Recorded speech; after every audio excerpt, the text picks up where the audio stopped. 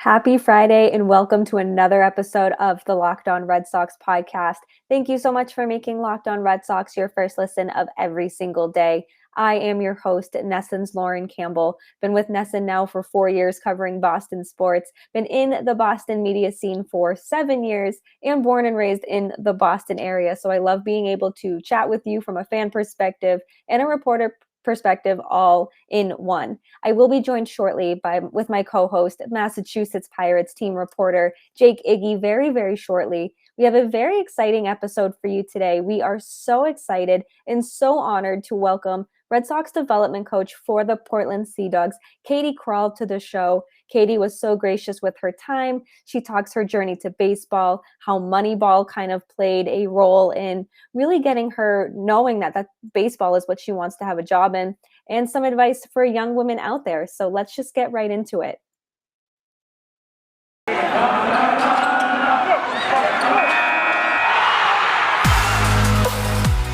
You are Locked On Red Sox, your daily Boston Red Sox podcast. Part of the Locked On Podcast Network, your team every day.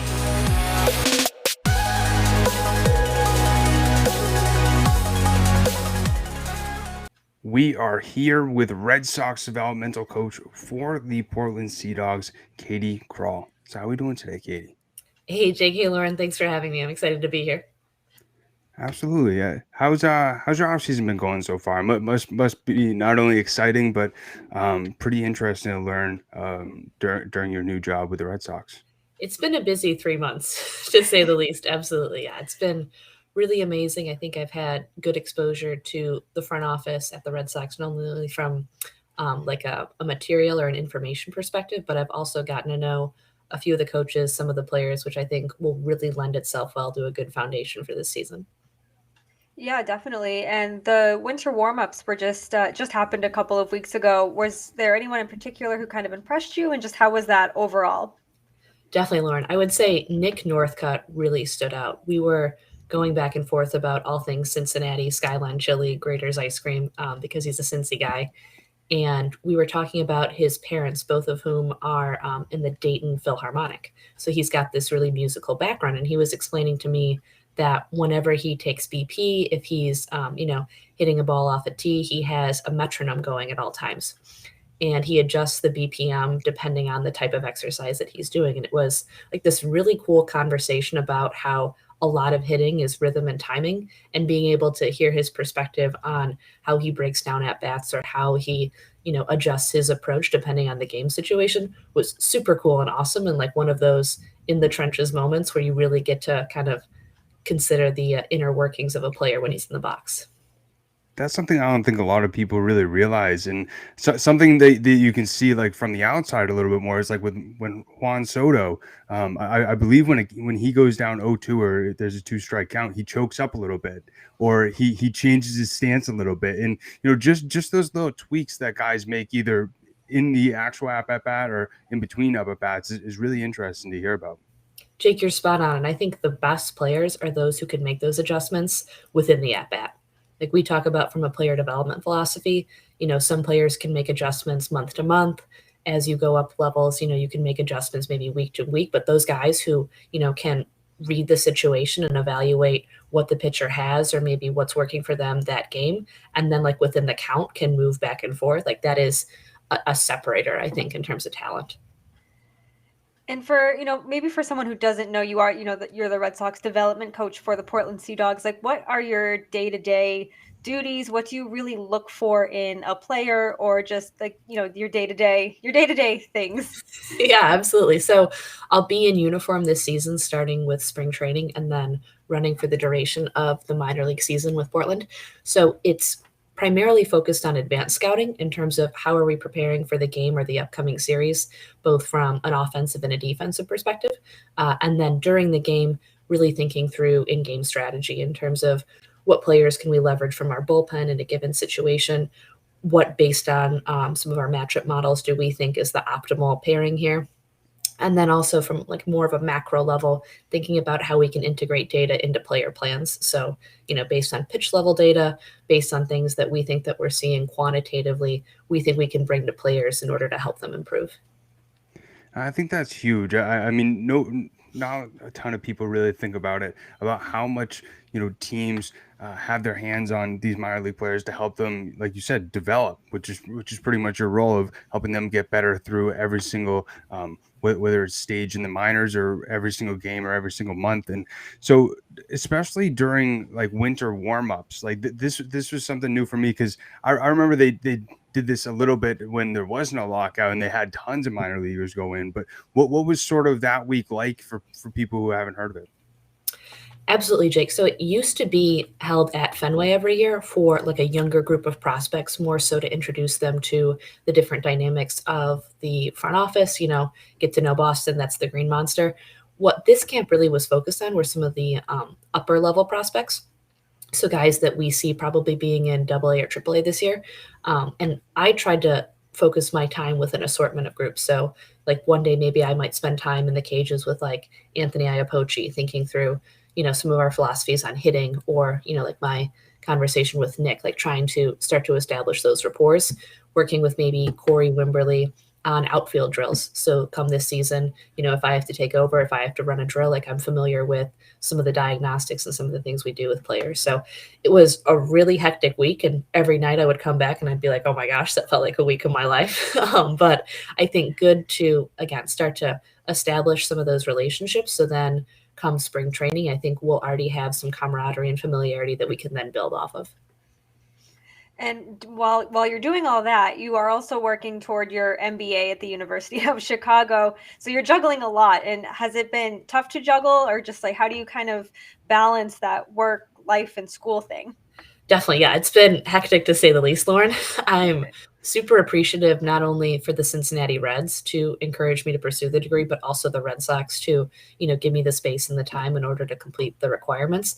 What I love about being part-time, despite the kind of crazy schedule, is that I'm able to learn something in class on a Saturday morning or a Monday night, and then immediately leverage it to the work environment. So when I was with the Reds, maybe it was revamping our code review process or considering some different strategies to go about our hiring. I think having some of that quantitative background, because the University of Chicago is known for being very data driven, I find that lending extremely well to what I'm doing now with the Red Sox. So I'm appreciative, albeit, it can be some late nights working on case studies and trying to get homework assignments submitted.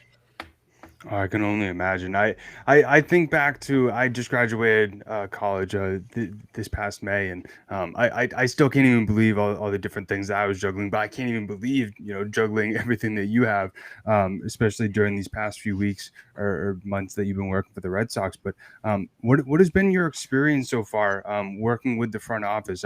I heard in a past interview that you said that you really admired how the Red Sox have been able to build up their farm system and homegrown talent to be able to get these different championships that they've had throughout the last 20 or so years. And so what has been your impression so far working for or with the front office so far? Completely. I would say, Jake, it's very palpable, the desire to win championships. And I wouldn't say that it's something that you wouldn't assume, right? Because obviously the Red Sox have experienced a great deal of success in recent years. I think there's this wonderful family culture in terms of there are a number of people who have made their careers with Boston. And so you get this continuity and this holistic appreciation for employees, which is something that I loved at Google when I spent time there. And so I'm really happy to see that that's carried over now that I'm back in baseball. But I think it's incredible to be part of a franchise that has such history, and then with the resources to, sign larger free agent contracts or, to invest in certain areas while still recognizing that that pipeline and that foundation is the basis for all your future success. And you said something during the winter warm-up program that really stood out to me, that you said that hopefully one day we get to a place where women can just be hired and it won't result in these Zoom calls and these press conferences and this and that. And while it's amazing that the Red Sox made history with the first 2 women coaches, we see Kim Ng in baseball, Bianca Smith, and now yourself, and Rachel with the Yankees, Rachel Baklovec there. So for me, do you think that we're getting to a point where women will just be hired? Do you think we're on the right track? Do you think it'll ever be to a point where it's just one day it's like, oh, Katie Krall got hired here and that's that? Definitely. And I think it's this fine line, Lauren, where you do want to celebrate women like Kim and Bianca and really give them a platform, because I think it's incredibly inspirational. Like, I hope someday, 30 years from now, like you'll be interviewing another woman and she'll say, well, because of Eve Rosenbaum with the Orioles, I knew I wanted to work in baseball. So I think it is really important. Despite my cheeky comment about not doing more Zoom calls, I do think that there is a great need in order to tell those stories. But yes, I mean, you would hope that you get to a point where, like, hiring a woman in baseball is like having a female partner at a law firm or a female doctor, right? Like, it's just accepted that women would be in those spaces. I definitely think we are on the right path. I think women in baseball is a growing sorority. I do think, though, that we can't stand back and we can't assume that all glass ceilings have been shattered and that all the work is done. I think that the next 5 to 10 years are going to be a really critical juncture. I think that there needs to be a pipeline where, you have women at all levels of a front office. So it's not just, our incoming intern class has 3 or 4 women out of 5 or 6 people. We have a female director of baseball operations. We have a female assistant GM. I think when you see that, and when you see, the variety of roles that women can have, then to me, I'll know that significant progress is being made. We're getting there, but we're not there yet. We hope you're enjoying our conversation with Red Sox development coach Katie Krall for the Portland Sea Dogs. We'll get you right back to segment 2 of the Locked On Red Sox podcast very shortly. As always, thank you for making Locked On Red Sox your first listen of every single day. I need to tell you about Built Bar, though, before we get you back into our show. You know me by now, and you probably know how much I absolutely love Built Bar. And this usually is the time of the year that I've pretty much given up on all of my New Year's resolutions, but not this year. I'm sticking to it. I'm getting married in August and I need to stick to eating right. And Built Bar makes that possible. It almost feels like it's not really a resolution because honestly, I really do enjoy eating them. And if you haven't tried the Built Bar Puffs, you are 100% missing out. They are incredibly tasting. They're so good. They're protein infused marshmallow. They're the first ever protein infused marshmallow. They're fluffy, marshmallowy. They're not just a protein bar. They're like a treat, and they're covered in 100% real chocolate. All Built Bars are covered in 100% real chocolate, and yes, the puffs are included. They're low calorie, they're high protein. Replace your candy bars with these. They taste better, and a typical candy bar can be anywhere from 200 to 300 calories. Go to built.com and scroll down to the macros chart. You'll be blown away. 130 calories, 4 grams of sugar, 4 net carbs, and 17 grams of protein. There's mint brownie, there's coconut almond, my personal favorite, cookies and cream, and new for the month of February, white chocolate cookies and cream. I cannot wait to get my hands on this one. They're all delicious. There's new flavors coming out all the time. And if they think a flavor might be good, they're going to make it, and it will be delicious for you. At Built Bar, they're all about taste. They make it taste delicious first and then figure out how to make it healthy. I don't know how, but they pull it off every single time. And we have an offer for you. Head on over to built.com, use promo code LOCKED15 and get 15% off your order. That's promo code LOCKED15 for 15% off at built.com. Yeah, I completely agree. I think it's so important. Just for my profession of sports journalism, it's been pretty eye opening for me to see the lack of respect. I think that's a big word. The respect that males and have on women either working in sports, whether it's journalism or whether it's working in the front office. And I think being able to have those different ideas, those different opinions in not only a front office, but just in a regular organization is so important. Completely, Jake. And I think it is that diversity of thought that people are really seeking. So that can come from, diversity of gender, race, educational background. And it's really cultivating those people around you and in the room who are going to challenge you. And I think, to me, that's like one of the most powerful aspects of diversity. I think it's something that in business school we touch on a lot. Like, you don't need unanimous voices. Like, I don't need to be surrounded by people who are going to tell me, oh yeah, I think the same thing about Cole Cottom. I want someone to tell me, actually, no, you haven't considered this aspect of his framing, or you haven't thought about this if he switched his approach at the plate. Like, when you're challenged, I think that's when your opinions get better. And then when you have more informed decisions, you're just going to be a more competitive team. Yeah, absolutely. And how do you deal with, if there's comments on the internet or, there's always the question of, well, what are her qualifications for this job? She never played the sport because, I forgot that every single male manager has also played the sport. But like, how do you deal with, like, how do you not let that get to you in order to just kind of build yourself to be a better person and be a better coach? Absolutely, Lauren. And it's funny. I would say that there definitely were a lot of positive comments, people who reached out to me, whether, they've known me since I was 11 years old or we went to Northwestern together. But there definitely were people who, challenged the idea that I would be hired in a coaching capacity. And in fact, when I told some sorority sisters of mine, they were like, what do you mean? Why would people ever say that about you? And I shared with them, no, that is absolutely a critique that I hear, that Bianca hears, that everybody, I think, gets thrown at them at one point in their career. I think for me, it's far more so about what I think I can bring to the table for the players, than what's necessarily being said on Twitter or how people react. I think Bianca did an amazing job of paving the way for me and for other women. So I think if you can do your job to the best of your abilities and really focus on that, then, hopefully the naysayers will quiet down in the background, or at least get off social media for a few hours. Yeah, we always know people love to let others know what their mind thinks behind that screen, behind that message board, and there's no repercussions or anything like that. But how has Bianca been able to help you acclimate to this new position? Having Bianca is so amazing, Jake and Lauren. I think not only being able to go back and forth about, things that she's seen in the organization, being able to have like really honest conversations with her so that I go in with my eyes open. She's just been a phenomenal resource. It's awesome when you get to work with someone, who's a friend. It's even better when you get to work with someone who's one of your role models. So I'm really appreciative. I'm very glad that even though we'll be with different levels this year, that we'll get like a month and a half in spring training, just to talk baseball, just to share tips and tricks of the trade.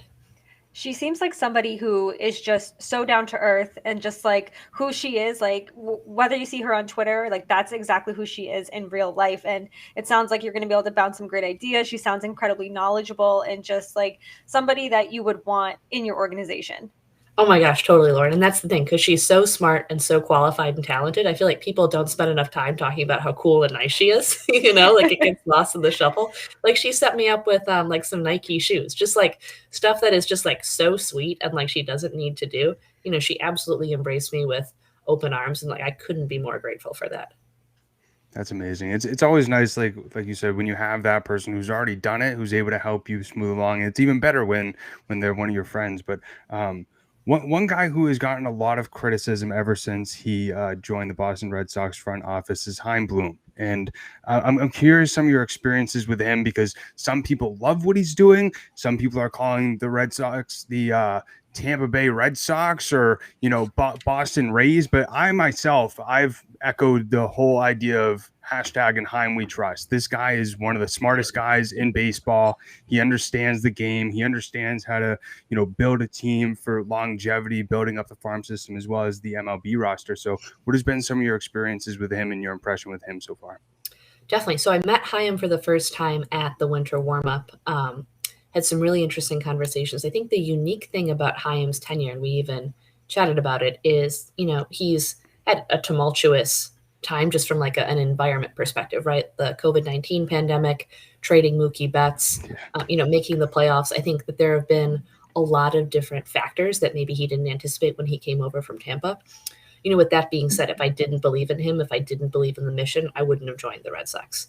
I am in this game to win World Series rings, and I think right now my best shot at doing that is with the Boston Red Sox. And I do, I don't know if I'll wear the t-shirt that says "In Chaim we trust," but I do believe in him, and I do think that there's going to be success in Boston, just like there has been. It may maybe look different than it did under Dombrowski. We have one more segment to bring to you with Red Sox development coach for the Portland Sea Dogs, Katie Krall. And thank you for making Locked On Red Sox your first listen of every single day. Before we head into our third and final segment, I need to tell you about BetOnline, because football might be over for this season, but basketball is in full steam for both pro and college hoops. From all the latest odds, totals, player performance props to where the next fired coach is going to land, BetOnline.net is the #1 spot for all of your sports betting needs. BetOnline remains the best spot for all of your sports scores, podcasts, and news this season. And it's not just basketball. BetOnline.net is your source for hockey, boxing, and UFC odds, right to the Olympic coverage and information. Head to the website today and use your mobile device to learn more about the trends and all of the action. That's BetOnline, where the game starts. Sherrington. Was that part of like one of the main reasons you really wanted to join the Red Sox? I mean, it's such a storied franchise. There's so much history there, but like, what was that whole process like in getting hired by them? And was it like an easy yes? It definitely was, Lauren. The day after I left the Reds, when I went to take the job at Google, a team called me about a pro scouting job. And, it was really amazing and very validating, I think, to get calls not only from that team, but from other teams, when I was in big tech. But I think what separated the Red Sox is I kept having different conversations and we kept touching on what the role would be and how it would really be a confluence of different experiences that I've had, but also challenge me in new ways. And so, yes, that made it absolutely like an easy thing to sign on to.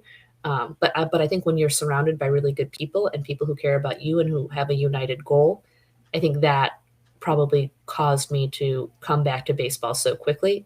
Whereas some of the other roles that I spoke with teams about were more so in analytics or pro scouting. I felt like they were realms that I had a fair amount of experience in. And if I wanted to come back, I wanted it to be for something that I felt like was really new and a really unique opportunity. And for people who, I think it's interesting what Lauren said a little bit ago of, people questioning your credentials. I mean, when you look at it, you were assistant general manager for the Cape Cod League. You worked for the MLB as a coordinator for league economics and operations. And then you were also, like you mentioned with the Reds, baseball operations analyst. And so how have you used, and then also I forgot to mention about Google, but how have you used all those different experiences to help you be effective now with the Red Sox? Absolutely. I really see myself, Jake, as a utility player, kind of like a Chris Taylor type. I think in today's game, it's very valuable if you're able to slot yourself in different conversations and different roles. That's not to say that if you specialize as a biomechanist or if you really have expertise in international scouting, that's not an incredible competitive advantage. But I think at this point in my career, being able to be dynamic and kind of pivot depending on the situation, I think has allowed me to not only learn very quickly, but I think make more of an impact rather than if I had stayed siloed. Makes sense. Yeah, that definitely makes sense. I think it's awesome that you held all these jobs. You were at Google, then you were with the Reds, and then it's the Red Sox. It's amazing how fast life can change. And just like you were at Google for only a few months, and then it's like, oh, I gotta go. and it's just like everything it happens for a reason. It happens so fast, but sometimes it's an easy decision to leave a job for something that's been a dream. Absolutely. And I'm a huge proponent of that, Lauren, the everything happens for a reason. I do think that leaving Google, a lot of people said I was crazy, from the salary to being, on a very high performing team. And I had this amazing boss and they kept adding more and more responsibilities to my plate. So I was very nervous to make that call to her and to say, I think I have to take this. But I agree with you. Yeah, I think when you find your life's passion or when you're able to really jump at a dream, it can be nearly impossible to say no to. So I'm very grateful that the stars aligned like they did. I never could have imagined this happening when I left Cincinnati. Does Google have the colored bikes? Say it again. Does Google have the colored bikes that I've seen in the movies? I don't know. I was only remote. We were the global strategy team. So okay. I'm not sure. I'll get back to you on that one. I was just imagining the whole office. I forget what movie it's with like Vince Vaughn, I think Owen Wilson. The Intern? Yes, that's what it is. And they have all like the colored bikes and it just looks like such a cool campus. But how was your experience working at Google and how do you translate some of the things that you did with them to your new role? It was really amazing. And I actually went to Google thinking that my biggest takeaways would be related to leveraging data, like having really formal frameworks in order to win market share and, to beat competition. But I think looking back now, the main lessons that I have are related to building a culture, how to empower employees, really treating people well in order to get them to fulfill their potential. So those, while they might be labeled as like more softer skills, I think they're the main separators for Google. And I think now being with the Red Sox and, working with players on an individual basis, working with coaches who maybe aren't as familiar with some of the different analytics or the metrics, being able to recognize and see people and what they bring to the table, kind of the glass half full mentality. It's definitely something that I want to retain and something that I don't think gets enough credit in big tech. Yeah, there's so much kind of behind the scenes analytics, smaller details that people really don't see or maybe even understand. It's certainly something. Analytics is something I'm very much trying to grasp, as it continues to be a huge part of this game. You're obviously very passionate about baseball, very involved with baseball. Has it been something that's been part of your life, and how were you introduced to the sport? Absolutely. So from an analytics perspective, I would say I'm similar to you, Lauren, in that I definitely had to learn a lot of the things that I know now. Like I was a history major at Northwestern, right? So you couldn't get any further away from data science than studying the fall of the Roman Empire. But I think the great thing about baseball is, you are measuring things that have always existed, right? Like I always say to people, Sandy Koufax's curveball had a spin rate. We just didn't have the technology at the time to measure it. So from my perspective, grew up, my godfather was the bullpen coach of the Twins for 32 years. And he very much had a traditional approach to scouting, coaching. He would say, watch a player when he walks, think about a pitcher's mound presence. One of my favorite stories of his is he was in Chicago during the offseason. I was in Chicago at school. And so we would watch different games at night and we would call each other and say, hey, turn this game on. Like the Cubs are taking the Braves into extra innings, whatever. And so one game, it was fall of 2017. And he called me. He was like, turn on the Rays White Sox game right now. And I was like, why would I watch the Rays game? Like, I have no interest in that at this time. And so he called me and he said, watch this pitcher, look at his mound presence. I haven't seen anything like it in the past 10 years. And the pitcher was Blake Snell, and he went on to win the American League Cy Young the next year. So stuff like that, I think, has a lot of credibility. And I think during the interview process with the Red Sox, I tried to articulate the fact that even though, I might technically fall more on the quant side of things, I have such great respect and appreciation for what you can see with your own two eyes and for that approach to baseball that has historically been the way the game has been seen. I think when you can marry both of those philosophies, that's when you have the strongest evaluation. It made me happy to hear you talk about your godfather that way, because it reminds me of my grandmother. She's going to be 94 in a few months, and she'll call me during Red Sox games. She's the reason I got into baseball, and she'll like, oh, did you see that? Like she's not going to talk to me about analytics, but she's going to be like, did you just see Kyle Schwarber do this? Did you just see awesome. Chris Sale pitch like this? And then we'll call each other the next day and we'll talk, and she'll be like, oh, I don't know about this guy, and go on and on. So it just like reminded me of that, and just like it's a nice memory that we're always going to have. That's so cool, Lauren. I love that. 94. That's awesome. And yeah, baseball really can cross those generational lines. They can cross lines of cultures. It's an amazing game, and it's really cool when you have that common language. I also want to mention too that you're honoring him by wearing number 43. Yes, that is the plan. I remember being asked, what number do you want? And like, it was the first thing that came to my mind. I feel like to be on the field and to have that on my back, it'll be like he'll be there with me. That's amazing. I'm blanking on what movie it is. I don't know why I can't think of these movies, but there was a movie, and there was like the scout who was so such a believer in being able to do the eye test and not looking so much at the numbers and not using technology as much to be able to see if a guy is able to succeed in the majors, especially through the draft process. And I think that's so important. And I also read that a book that made a big impact on you was the book Moneyball. Unfortunately, I never got to read it. I just watched the movie. Great movie with Brad Pitt. More of a Brad Pitt fan. Exactly.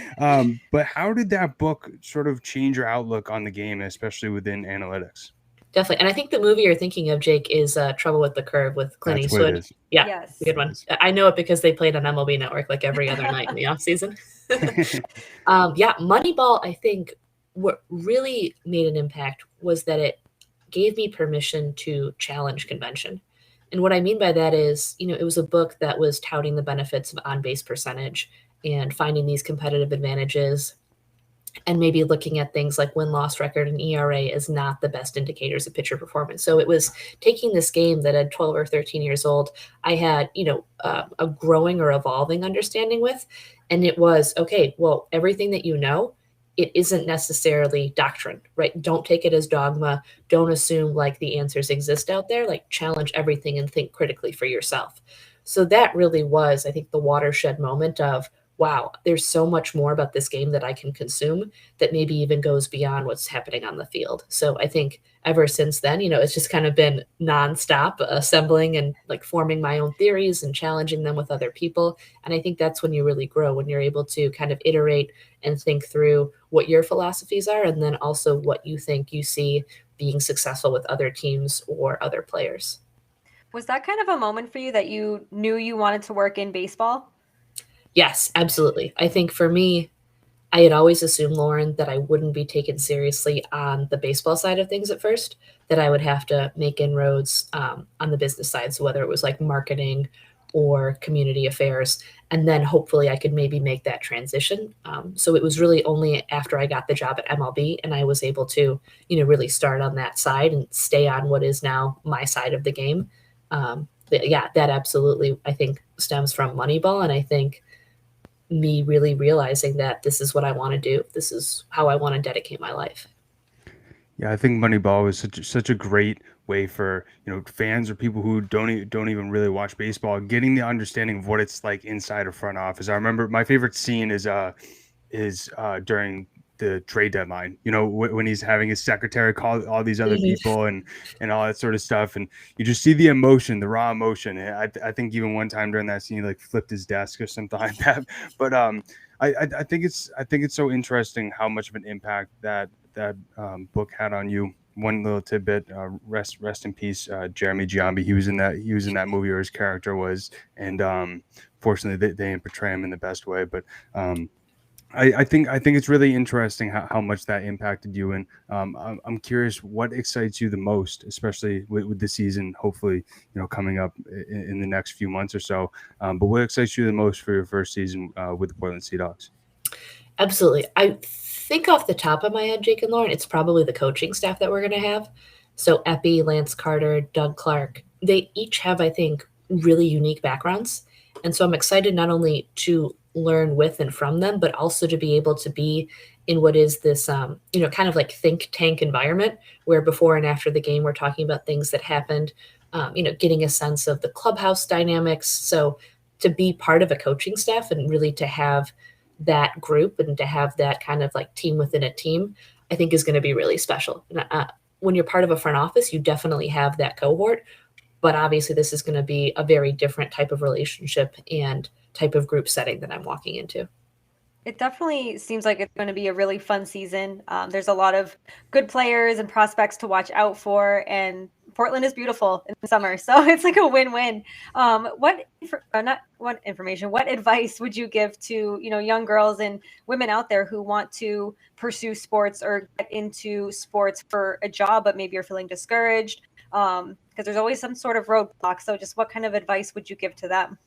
Definitely. I think the most important thing, Lauren, is being really tenacious and being really proactive in believing in yourself.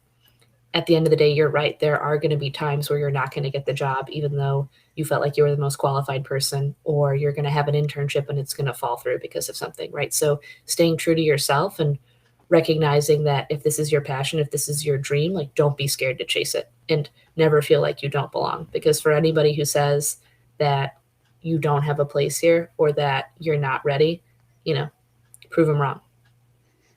I think that's such important advice. I remember watching the Rachel Luba documentary that they came out with, talking about all the people that turned her down, all the people that verbally attacked her. It's pretty amazing what women have been doing in the waves of sports, and especially what you've been doing, Katie, as well. And the final question I have, this is a little bit of a joking one, but you excited to see some moose in Portland? Yeah, absolutely. Like Lauren said, it's going to be it's a great time. I've never been to Maine, but spent a summer on the Cape. So yeah, everybody said like, get ready for some lobster, get ready for some colder weather in April and May. But like post Memorial Day, it's like the best city in the U.S. Yeah, exactly. Yes. Awesome. Really, really appreciate you taking the time today, Katie, and can't wait to see how far you can go in the Red Sox organization and how much you grow during your first season. Thanks, guys. I appreciate it. Hopefully we can hang out more in person in Fort Myers. Absolutely. We hope you enjoyed our conversation today with Red Sox development coach for the Portland Sea Dogs, Katie Krall. We were so honored to speak with her today, and we're so grateful for her time. Thank you, as always, for making Locked On Red Sox your first listen of every single day. We have some exciting shows planned for you next week. Yes, the lockout still is going on, but the content continues to roll here on Locked On Red Sox. Be sure to rate, review, and subscribe to Locked On Red Sox wherever you get your podcasts, right here on YouTube. Follow me on Twitter at Lauren, 3 Laws, Lauren with 4 R's. Find all of my work right on NESN.com. Follow Jake at Jake Iggy and check out all of his work for the Massachusetts Pirates. You can just Google them. They're the Worcester Arena football team. They're so much fun to watch. And be sure to follow Locked On Red Sox on Twitter at LO_Red Sox.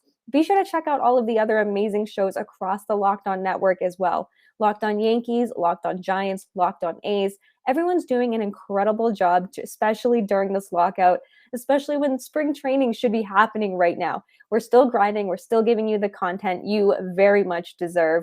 And now that you've made Locked On Red Sox your first listen of every single day, head on over to Locked On Bets to make it your second listen. Locked On Bets is your one-stop shop for all of your betting needs. It's hosted by your boy Q with expert analysis and insight from Lee Sterling. It's free and available wherever you get your podcasts. Have a great weekend. We'll see you soon.